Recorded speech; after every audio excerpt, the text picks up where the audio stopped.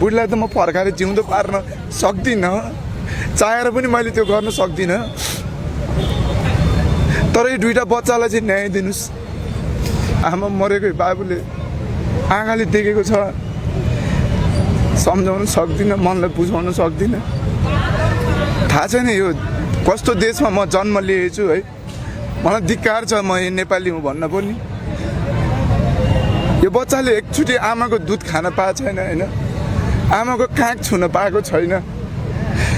त्यस्तोलाई पनि बचाउन जाने तपाईँहरू कस्तो खालको प्रशासन, अलिकति मानवता त हुन्छ नि तपाईँहरूमा, त्यो मानवता पनि छैन रहेछ हाम्रो नेपालमा भन्ने कुरा चाहिँ मलाई प्रष्ट थाहा भयो। आमा मरेको बाबुले आँखाले देखेको छ, सम्झाउन सक्दिनँ, मनलाई बुझाउन सक्दिनँ।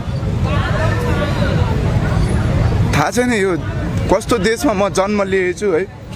मलाई धिक्कार छ म नेपाली हुँ भन्न पनि।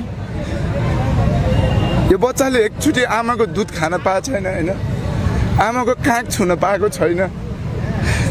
त्यस्तोलाई पनि बचाउन जाने तपाईँहरू कस्तो खालको प्रशासन, अलिकति मानवता त हुन्छ नि तपाईँहरूमा, त्यो मानवता पनि छैन रहेछ हाम्रो नेपालमा भन्ने कुरा चाहिँ मलाई प्रष्ट थाहा भयो, प्रष्टै रूपमा थाहा भयो।